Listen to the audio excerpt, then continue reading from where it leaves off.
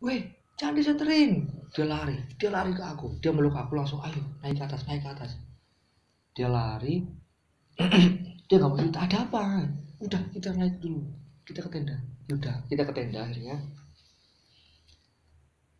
ternyata dia itu tangannya dipegang sama sosok pocong.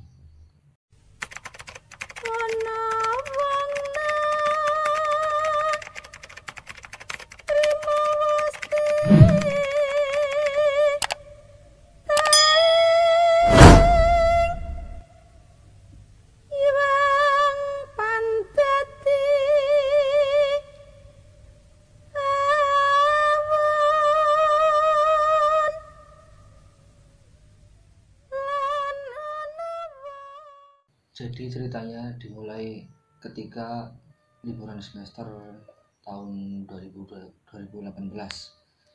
Bulannya lupa saat itu. Yang jelas liburan semester. Nah, liburan semester itu aku pulang ke sini karena kebiasaannya waktu kesibukan kuliah pun sering muncak itu. Jadi ketika pulang pun rasanya ingin muncak lagi. Nah, ketika di rumah nggak ada teman muncak. Teman-teman muncak ada sebenarnya, tapi udah pada kerja, udah pada sibuk sendiri-sendiri lah. Nah, sewaktu itu di hari, kalau nggak salah di hari Rabunya itu aku ngajak teman saya namanya Arul. Nah, si Arul ini dia benar-benar pemula, cuman dia istilahnya kepengen muncak. Nah, malam Kemisnya kita ngaji bersama, terus aku ngajak dia, ayo Rul besok ke Gunung Prau gimana. Iya ayo. Terus keadaannya gimana di sana? Ya cuma pegunungan biasa, nggak terlalu tinggi. Kamu kan pemula, bisa lah untuk di sana untuk belajar untuk pemula. Nah, singkat cerita, hari Kamisnya paginya aku bangun pagi, aku ngabarin Arul lagi, Rul gimana, jadi enggak nanti sore yakin? Iya nanti sore. Terus akhirnya dia mau. Aku packing sampai sekitar duhur ya. Enggaknya waktu itu cuman bawa carrier, sepatu sama jaket, barang-barang yang lain soalnya di Semarang. Nah, udah siap packing sekitar jam 3 kita ketemu di rumahku. Terus aku bingung tuh, masa ya kita mendaki cuma berdua. Akhirnya aku ngabarin teman yang di Semarang namanya Fahmi. Aku telepon dia, Mi gimana kita ke perahu. Karena dia juga dulunya ketika di Semarang sering mendaki sama aku, jadi dia langsung mau. Iya oke, berangkat kapan? Sekarang. Dia kaget, loh udah dadakan gitu. Iya soalnya nggak ada waktu lagi, nanti kalau di hari weekend pun ramai banget gitu. Ya oke, aku mau, tapi aku harus ada temennya dari Semarang gitu. Terus akhirnya aku telepon, kalau nggak salah waktu itu Rian. Aku telepon, Rian gimana ke perahu kita, kamu dari situ sama Fahmi kita ketemu di base camp aja. Nah si Rian ini ternyata ada acara keluarga dadakan juga, akhirnya dia nggak bisa. Terus aku telepon seniorku, sebut saja namanya Mbak Nina. Mbak Nina ini senior mapal aku, dia cukup berpengalaman mendaki gunung. Nah akhirnya aku telepon dia, mau dia, tapi setelah dia prakteknya itu pulangnya sore sekitar jam 5, jam setengah 6. Nah akhirnya aku suruh dia ngubungin si Fahmi, gimana kalau mereka bareng berdua kita ketemu di base camp. Nah akhirnya oke, jadi kita berangkat. Saya dan Arul berangkat dari sini sekitar jam setengah 4. jam setengah 4 atau jam 3. Dan mereka dari sana itu setelah si Mbak Nina ini pulang. Nah, ketika aku berangkat dari sini jam 4, sekitar jam 4 itu aku berangkat sampai sana sekitar habis isya lah, habis isya. Nah, aku kabarin si Mbak Nina sama Fahmi ini, aku tak telepon, gimana udah berangkat atau belum? Udah, ini udah di perjalanan katanya, udah di perjalanan, tunggu aja. Jam berapa kira-kira? Ya nggak tahu, ini soalnya lewat jalan baru, nggak lewat kota, soalnya muter-muter. Ya oke, tak tunggu. Nah, udah, kalau kira-kira mereka berangkat setelah maghrib, berarti kira-kira sampai situ jam 9 atau jam 10 dari Semarang sampai base camp Batang Panteng. Nah, tapi karena dia lewat jalan baru dan itu memang hutan, itu sampai base camp itu sekitar jam 1. Jam 1. Nah, ini ada yang gak beres. Si Mbak Nina ini ceritanya itu disasarkan, secara istilahnya itu disasarkan. Nah, sedikit cerita Mbak Nina ini, dia adalah seorang yang bisa dibilang indigo karena dia bisa melihat dan sedikit bisa mengontrol, bisa menghandle. Nah, Mbak Nina ini udah merasa disasarkan sejak memasuki kawasan Wonosobo. Dia merasa karena ini Google Map kok muter-muter terus gitu loh di tengah hutan, gak ada siapa-siapa. Akhirnya si Mbak Nina ini kan dia punya teman anak-anak, tapi dia makhluk halus. Nah, seperti kalau kita tahu di film Jurnal Risa, seorang Risa Saraswati kan dia punya teman Peter CS. Nah, sama persis, dia punya teman-teman tapi dia lokal, makhluk ini lokal. Nah, dia punya 8 teman. Nah, ketika itu dia panggil untuk membenarkan jalan ini. Ternyata yang datang cuma 3. Yaudah nggak apa-apa. Akhirnya setelah dipanggil lah itu teman 3 itu, akhirnya jalan itu jadi benar. Nah, ketika jalan udah benar, ada kendala lagi. Motornya itu nggak kuat. Iya, soalnya medannya benar-benar terjal. Akhirnya ada mobil. Waktu itu ada mobil warga situ. Dia kasihan melihat mereka dua dorong motor. Akhirnya motor itu dinaikkan ke mobil. Daripada nggak kuat lama, masih jauh juga. Akhirnya dinaikkan ke mobil, terus mereka berdua naik mobil akhirnya. Sampai sudah dekat base camp Batang Panteng itu, mereka diturunkan karena katanya jalannya udah bisa dikatakan landai lah, walaupun di gunung. Akhirnya mereka sampai di situ jam 1 itu tadi. Kita istirahat, kita bertemu, kita istirahat. Aku udah nungguin sama Arul ini sejak habis isya sampai jam 1. Aku nggak bisa tidur karena kondisinya benar-benar dingin. Nah, ketika kita nunggu ini, menurut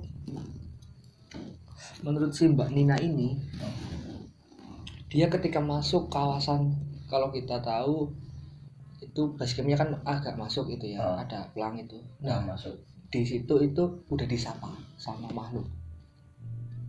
Itu kelihatannya welcome tapi sinis gitu loh, jadi nggak jelas, energi itu nggak jelas.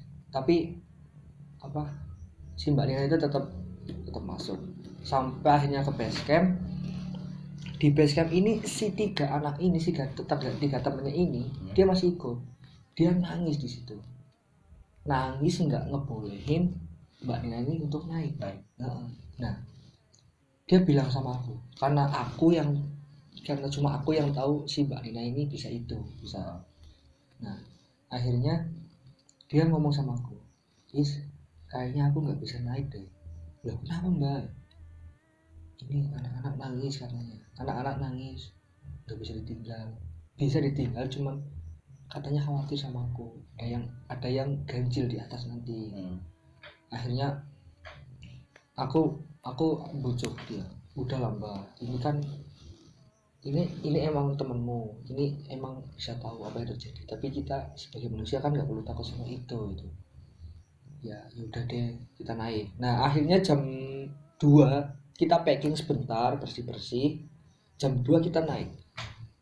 Waktu di base camp itu cuman beberapa orang, benar-benar sepi karena itu malam Jumat. Malam Jumat. Akhirnya kita jam 2 naik, kita urusin maksi, perizinan, segala macam, kita doa, kita jalan. Nah kalau kita tahu di Patak Banteng kan awal naik kita kan anak tangga. Anak tangga itu masih sepi, masih istilahnya energinya masih baik, masih pemukiman soalnya. Nah ketika di setelah undak-undakan itu tadi, itu ada sosok yang dia itu seolah-olah melarang kita, tapi yang lihat cuma si Mbak Nina ini. Seolah-olah dia melarang kita, jangan naik, jangan naik. Sosoknya itu laki-laki, yang jelas laki-laki, samar-samar tapi yang jelas laki-laki, nggak jelas pakai baju apa, nggak jelas. Seolah-olah dia mengisyaratkan jangan naik gitu. Tapi Mbak Nina ini nggak hiraukan. Posisinya itu aku sebagai leader di depan, terus belakang saya ada si Arul, terus ada Mbak Nina ini, terus yang terakhir adalah si Fahmi sebagai sweeper. Kita naik, belum terjadi apa-apa sama Mbak Nina ini. Nah ketika perjalanan selanjutnya udah hampir mendekati batu-batuan yang setelah tangga itu, ada sosok lagi. Dari depan ada sosok lagi. Dia cewek, pakainya putih, mukanya hancur, mukanya itu seperti korban kebakaran. Nah di situ dia malah melambaikan tangan, sini ayo sini. Nah si Mbak Nina ini udah beda, dia seperti ketakutan, tapi dia belum ngomong sama aku. Jadi kita tetap jalan. Nah yang terjadi, dia digandoli kaki. Jadi dia nyeret semalam ini tadi. Nyeret yang mamba. Nah semakin jalan semakin bahaya. Jadi seolah-olah hawanya itu kayak makhluk itu lagi pada turun dari atas. Jalan lagi, tambah lagi. Akhirnya kalau nggak salah terhitung 4-6 makhluk yang diseret. Akhirnya Mbak Lina ini minta break in. Oke. Kenapa Mbak? Capek? Aku udah tahu sebenarnya, cuman aku mengalihkan si Fahmi sama si Arul ini biar gak takut. Soalnya Arul juga pemula. Akhirnya waktu itu aku ubah formasi. Fahmi di depan, disusul dengan Arul, aku nemenin dia di belakang. Terus daypacknya tak bawain, tapi diminta sama Fahmi. Terus akhirnya Fahmi yang bawain, aku gandeng dia. Katanya berat banget. Dia cerita banyak banget, sumpah aku nggak kuat. Aku semangatin terus, ayo buang itu terus, buang. Terus akhirnya kita naik lagi, terus ada sekitar di sebelum tikungan ada warung-warung itu kalau nggak salah, sebelum pos 1. Dia minta berhenti lagi. Akhirnya si Fahmi sama Arul ini tak suruh berangkat dulu aja, sampai tungguin aku di pos 1, sebelum pos 1 di warung itu di tikungan. Oh iya, dia cerita aku udah gak kuat di depan banyak banget. Terus akhirnya dia minta pulang. Mbak Nina? Iya, Mbak Nina ini minta pulang. Udah aku nunggu aja di base camp ya, aku tuh di base camp, kalian lanjutin aja. Nah dari situ kan ya masa iya dia sebagai yang paling tahu, yang paling berpengalaman ngelepasin kita yang apa sih gitu, nggak bisa kayak gitu, apalagi nanti kalau diganggu di atas gitu. Akhirnya Mbak Nina itu mau lagi, yaudah aku mau lagi. Akhirnya dia kita berdua melanjutkan. Terus tampak di depan ada Serul sama Paku udah nungguin dari tadi. Terus akhirnya kita naik ke pos 1. Nah di pos 1 ini ada sosok cewek, beda lagi sama yang di bawah. Iya, beda lagi. Dia mukanya pucat, baju putih, rambut panjang. Dia mengayunkan kakinya di pos 1. Dia mengayunkan sambil ngelirik kita. Tadi di bangku. Enggak, posisinya dia udah ada di situ. Kita baru jalan baru naik. Nah, udah ada dia itu. Nah, ketika jalan itu aman. Sekitar di pos 1 sampai pos 2 itu apa ya? Enggak terlalu banyak. Kendalanya enggak terlalu banyak. Kita jalan biasa. Tapi si Mbak Nina ini masih menyeret, posisinya masih menyeret. Nah, terus tiba-tiba kan di pos 1 sampai pos 2 itu kan banyak warung-warung itu ya. Nah, di warung-warung itu ketika udah sampai belum sampai. Ketika udah deket pos 2, posisinya masih sama. Fahmi, Arul, kita berdua. Aku sama Mbak Nina di belakang. Nah, jaraknya Fahmi sama Arul itu sekitar 10 meteran lah. Fahmi di depan. Nah, dia pegang senter juga. Nah, tiba-tiba Arul ini katanya dia ditabrak oleh sosok hitam, tapi nggak jelas, samar. Ditabrak, dia keluar dari samping dari arah warung, dia nabrak Arul. Nah, si Arul ini langsung dia duduk, ada tempat duduk di sana, duduk, dia muntah. Terus aku deketin, kamu kenapa? Enggak apa-apa, aku cuma belum makan. Aku heran, belum makan kok bisa muntah gitu. Terus akhirnya aku positif thinking aja, mungkin dia masuk angin atau apa. Nah, akhirnya aku kasih madu sama gula Jawa, gula merah. Tapi dia nggak mau, udah sapuin aja. Terus akhirnya setelah Arul udah kembali normal, kita lanjutkan pos kedua. Nah, di pos 2 ini belum ada apa-apa, aman. Kita naik. Nah, ketika udah pos 2 sampai ke atas, sampai perjalanan ke atas, yang nyeret ini tiba-tiba hilang satu-satu. Tapi ada satu yang masih aja, yaitu perempuan yang di bawah itu tadi pertama ketemu. Dia masih aja. Si Mbak Nina ini udah agak enteng, tapi dia masih, karena dia terlalu kekuras tenaganya, maka dia jadi lemas tenaganya. Aku gandeng terus.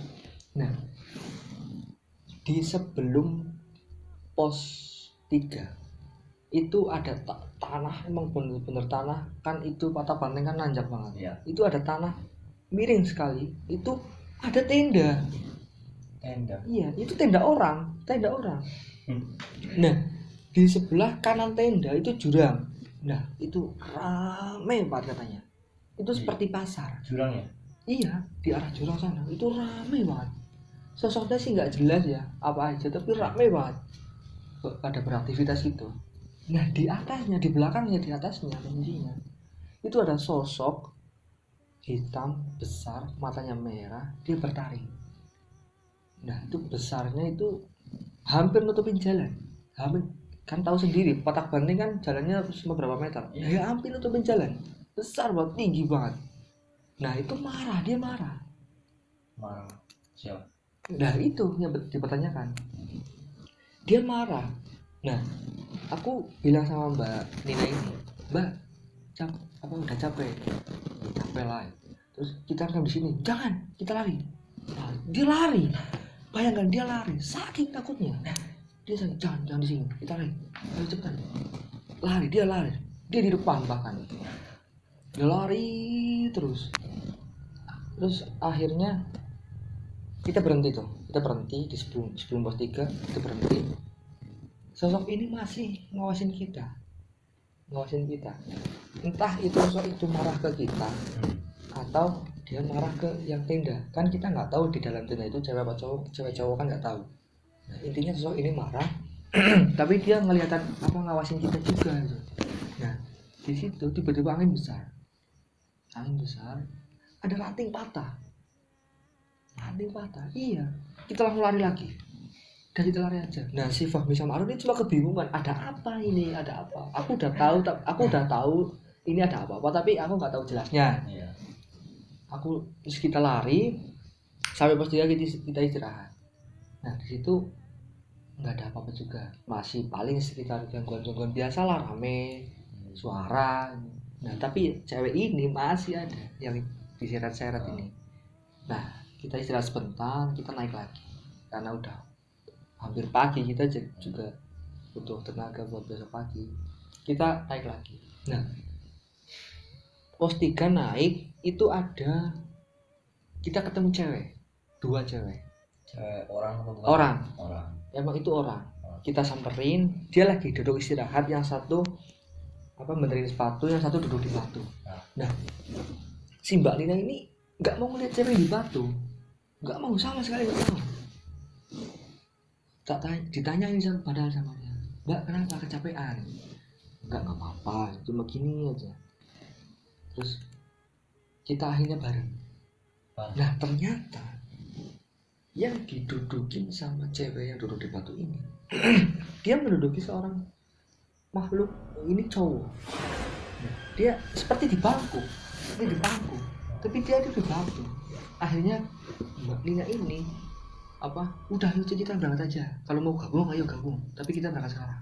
Nah, karena saking takutnya, takut ada apa-apa sama dia juga, akhirnya kita berangkat. Ya, 2 cewek ini dia tak tanyain, Mbak kenapa nggak bawa carrier, kenapa nggak bawa tenda, kenapa nggak bawa bekal gitu.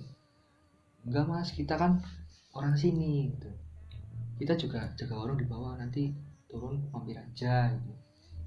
Oh, pantesan udah biasa ya mbak. Belum mas, ini malah pendakian pertama saya. Kan aneh.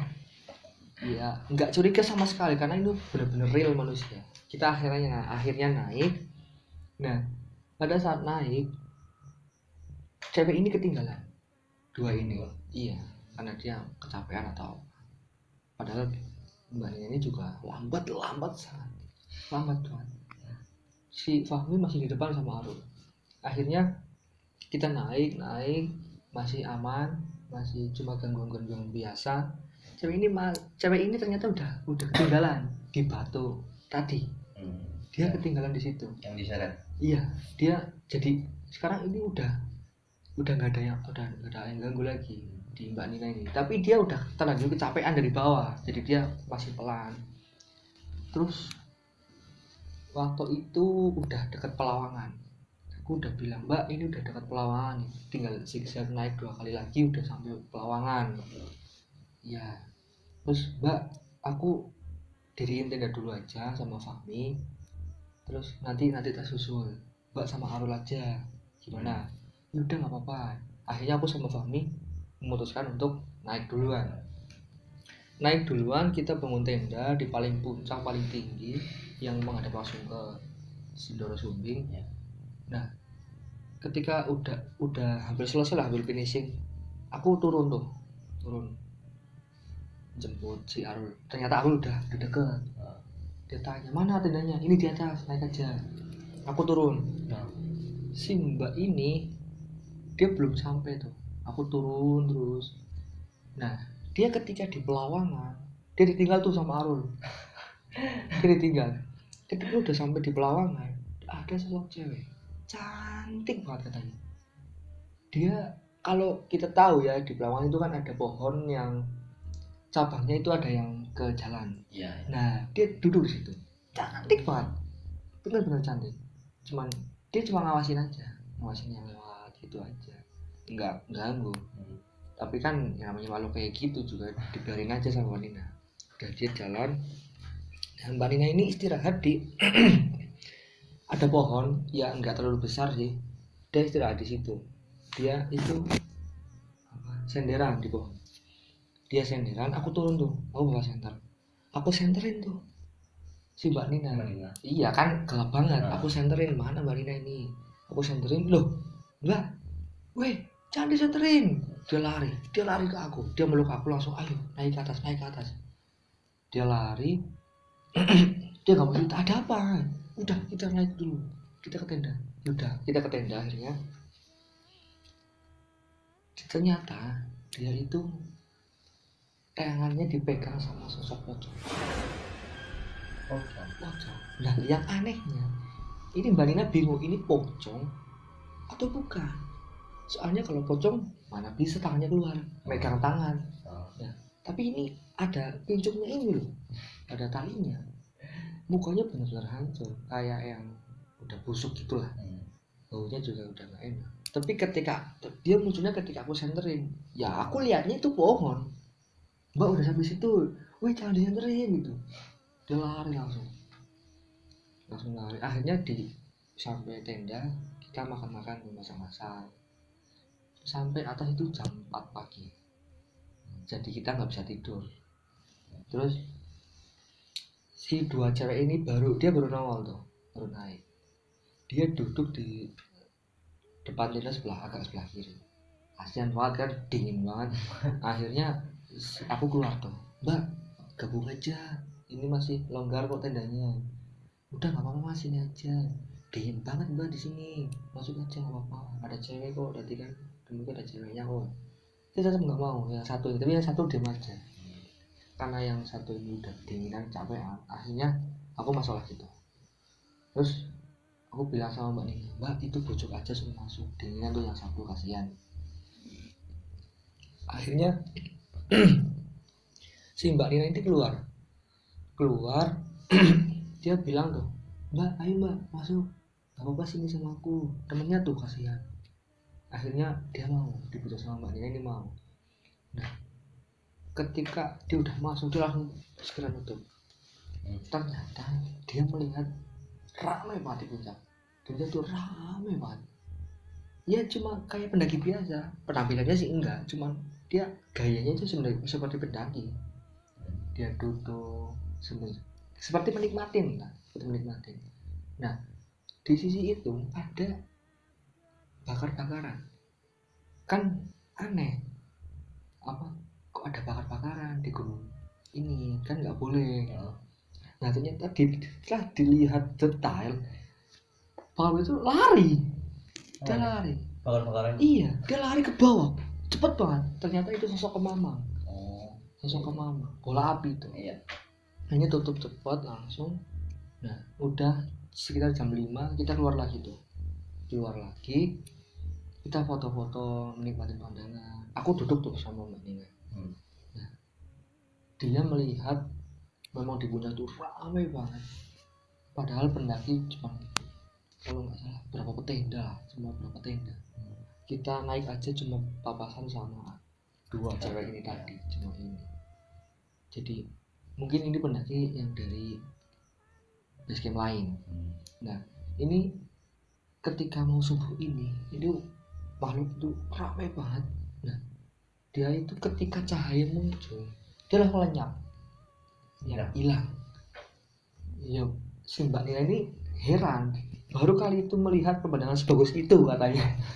Sebagus itu tiba-tiba hilang. Wah.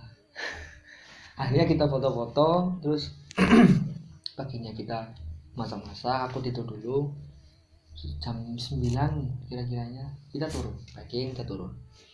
Nah di perjalanan turun ini karena aku mikirnya siang, jadi aku di depan terus.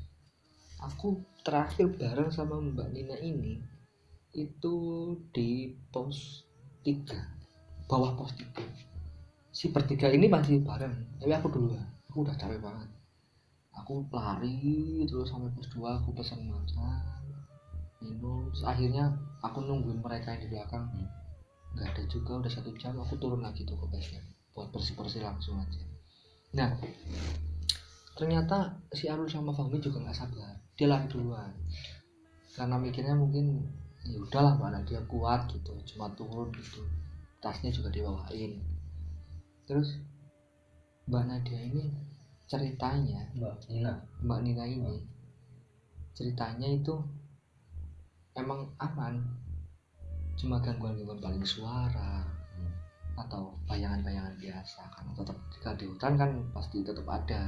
Nah dia turun tuh sampai di sebelum pos 3 yang tadi malam ada makhluk itu, ternyata udah nggak ada, udah hilang, udah pergi kemana nggak tahu. Jadi turun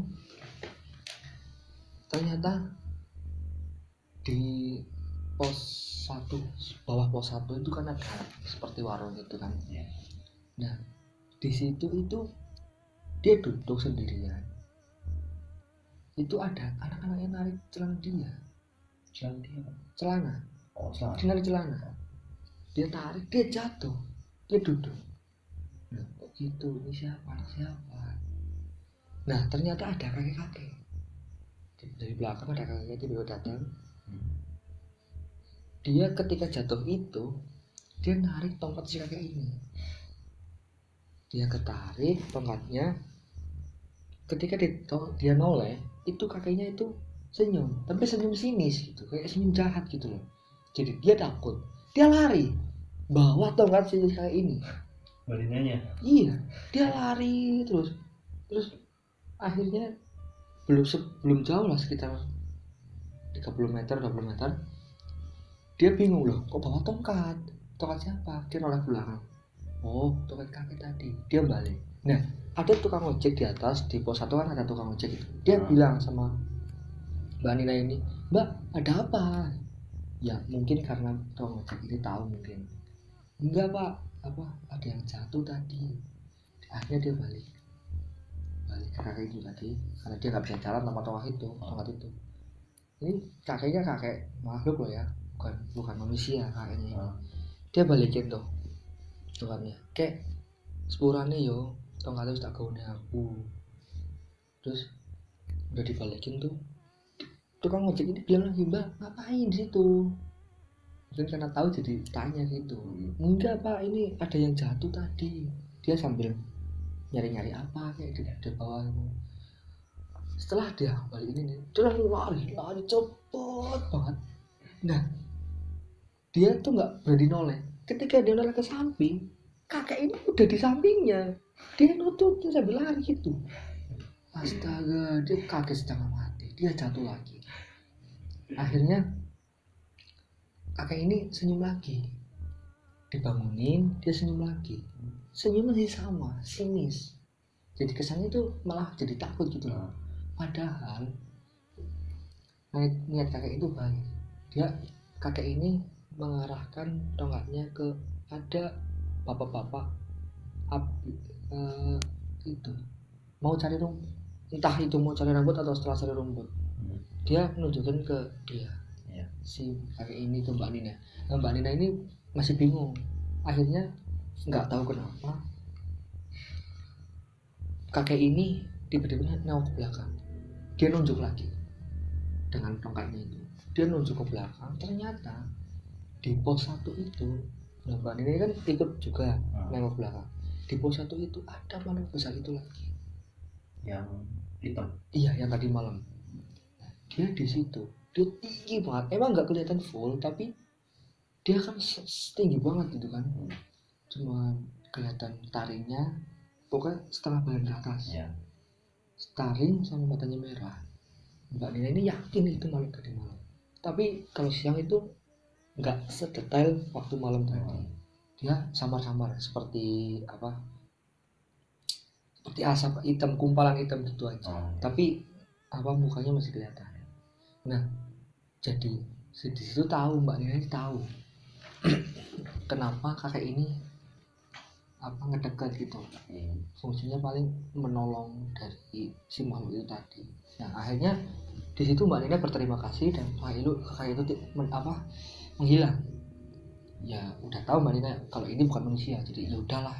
Nah, si bapak yang tadi dituduh sama kakek itu, dia bilang sama mbaknya, Mbak mau turun sekalian aja yuk sama aku, nanti antar ke base camp. Aku mau turun juga, mamaku dekat musola.